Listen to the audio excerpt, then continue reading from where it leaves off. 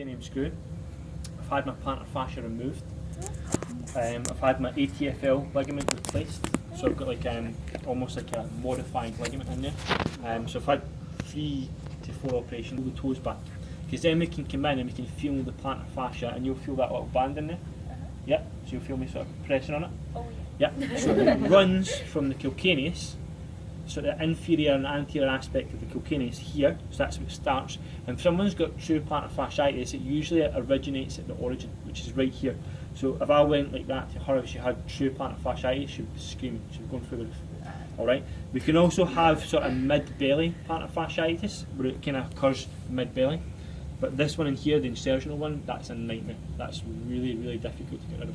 If you've got it here, you can deal with that quite easily. And the plantar fascia runs out, and it kind of expands up and inserts onto the bases of the toes. Does that make sense? So from a really narrow origin, it comes down here and it basically expands out. Now, thickness-wise, it's usually only about 0.3, 0.4 millimeters thick. So it's not that thick at all.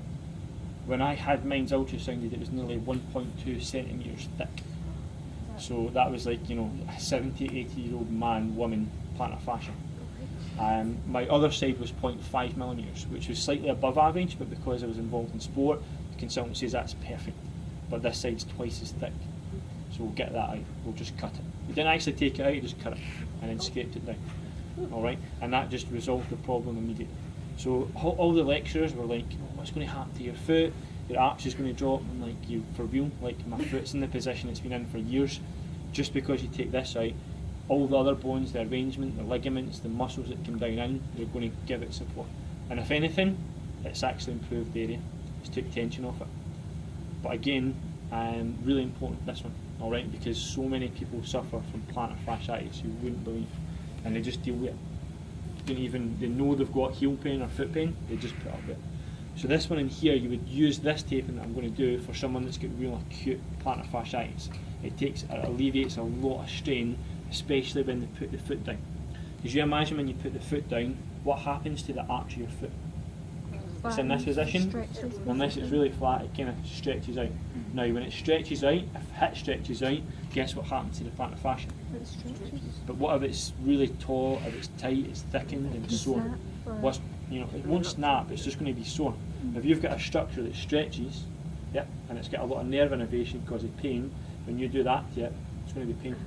So what the taping does is it kind of takes the pressure off it, it does its job, the taping takes over the job of the plantar fascia. Does that make sense? Yep. So you massage that as well, or? Yeah, not initially. When it's really acute, you stay away from the irritable area. You can release around the foot, kind of through the metatarsals. I usually hit up on the calf muscles and try and increase dorsiflexion at the sort of foot and ankle, and then I'll kind of do a couple of manipulations as well, just to kind of alleviate it. So I mobilise the ankle if it's stiff, and it usually alleviates it quite well. Usually you find people with sort of plantar fasciitis have got really tight calves, like the soleus and gastrocs really tight. So it's something I would assess. So this area looks reasonably clean to me.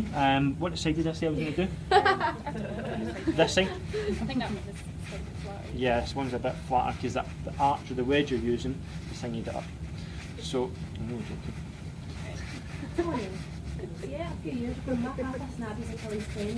I was just drying that off there. It didn't really need dried off. Usually, the reason I dry it off with females, sometimes they've used cream, oils and stuff like that, moisturisers. So I didn't ask you if you did or not, so I just went in with a sort of dry towel. Anyway, for anyone, when you're taping, I usually just get me a dry towel and dry it off. Alright? Don't need to clean the area, just drying it off. Hairs, we're good with hairs, so we're good to go. Yeah. So any allergies? Yeah, perfect. So we can spray this on. Alright, this is going to be really sticky. You don't have any issues though because, well, I'll tell you. Alright, so guys, you kind of move that way a little bit because I'm going to be spraying that. So I'm going to spray it down on the bottom of the foot. This will be cold. Alright. I'm going to spray it on the top of the foot. Kind of round like a bandage. And I use a reasonable amount. So when we're putting this taping on, we want to kind of shorten the plantar fascia. So if you kind of come down a little bit more, perfect.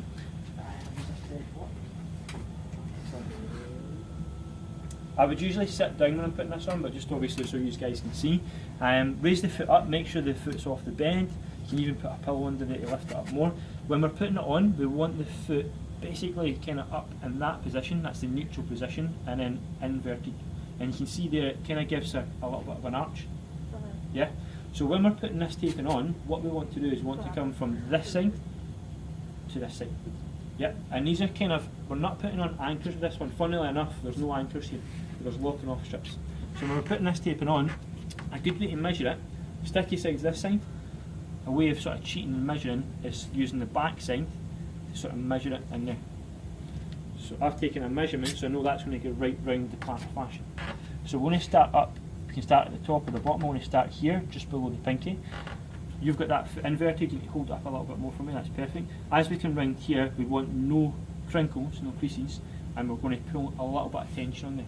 Alright, just to support the arch. And each strip you put on, just make sure you fold it in. Now, remember what I said, when we're putting in another strip of taping, or we're doing double strips, what do we do? It's important. Overlap by half. Alright, so again, we're going to take another measurement. This time I don't go into the skin, I go into the bit of tape before it. This one's going to be a bit shorter, because we're working way down the foot, and as we work down the foot, you can see it kind of narrows out. Alright, so you need to kind of make yourself aware of that. So we're overlapping by half here, and then you can round, because this is where we'll be working naturally. Or, coming round the bottom of the sole of the foot, make sure the client keeps the foot in position. If they don't, give them a little slap. Overlapping by half, a reasonable amount of tension there, and you'll start to feel that support in the foot, yeah? But it's not too tight, no? Again, we're going to measure again, but we're going to come down and measure from this side. And you put on as many strips as required, but what you don't do, and what you mustn't do, is put any strips on the calcaneus. Perfect. Why is that? Because it just irritates, if it's insertional, it can irritate the plantar fascia, or the plantar fasciitis. Good bit of tension there. So I'm happy with that, that's 3 strips. Maybe put another one on.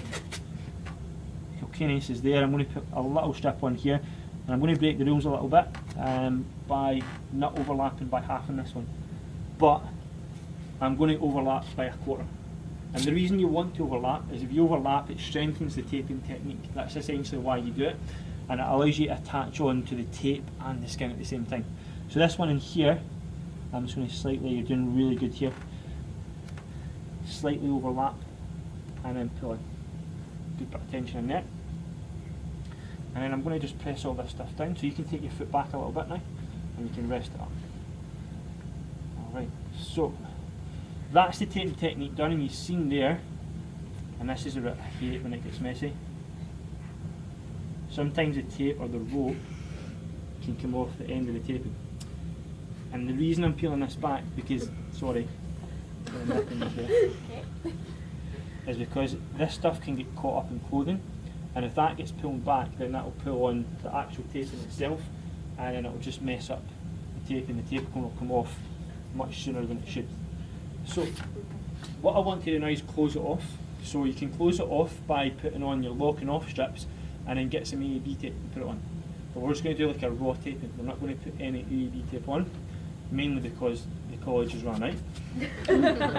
So what you want to do here is close off those little edges and neaten them up. So this is where girls usually win over the guys, because they're much neater and they take their time. We want to close these edges off here. So starting from the back, overlapping by half again, coming right over the top there. I'll kind of run that over a little bit.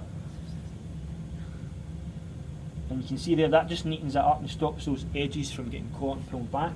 And then we're going to do the same on this side. So the first area, we've applied the taping because we know what's going on. And we've maybe made up a little bit of a mess here with the edge. But again, because we've got the adhesive sprue on, I'm pretty confident that's going to do a good job. What I would do now is get the client just to put her sock on, straight over it. But as she's putting it on, to avoid catching these little edges. Yeah, because as soon as you start catching the edges of the taping, it ruins the taping. So, from here, functionally, the first thing we're going to do is stand up. And what I want you to tell me is how it feels on your foot. Does it support your arch? Nice and easy. So when you put your weight down there, do you feel it supporting that arch? Yeah? So what I want you to do now, so remembering with this one, this is just raw, we put AAB tape on it to finish it off. So jump back up for it, just so we can like that. I was quite, I've never had to tape, and that was fine. So remember, that's the taping that I'm going to get you guys to apply. This is the last bits of the AB tape on, so I'll just show you it when we fully finish it, so you can forward a little bit. Okay. So from here, keep your foot up in that position again, and just invert the foot. So this kind of doubles the taping up. You start down at the bottom of the foot here.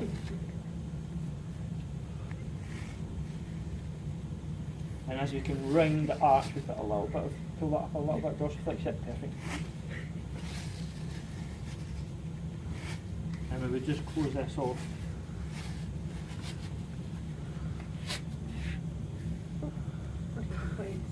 So, can you grab the scissors please?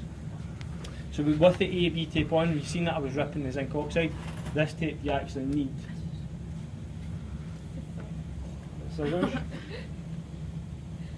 And what this AB tape does is it just closes off that zinc oxide tape, and it also adds a little bit of strength. It compresses the area, so it'll help with any swelling. And then essentially what we're going to do from here is just close this stuff off. And you'll find this with taping quite a lot. You just end up closing off other bits of tape, closing off that bit of tape, and before you know it. But again, this is a proper procedure, so you must go through it. It's good practice as well. And you can see here I'm overlapping absolutely everything that I can. And that just kind of closes that off. Alright, so now that's how I would tape it up. We've put the raw taping on and we've closed it off with AB tape. That'll protect the zinc oxide, also gives it further support. So again, let's try again from there. So this should feel even more supported now. Yeah. So walk about, just walk up and down a little bit, backwards and forwards. Just try and walk normal as you can. I know you're sort of, as soon as you put tape on someone, it kind of just walk normal. And that's what I would say to the client. How does that feel as you're pushing through there? Yeah? Do you feel the support on that? Yeah? So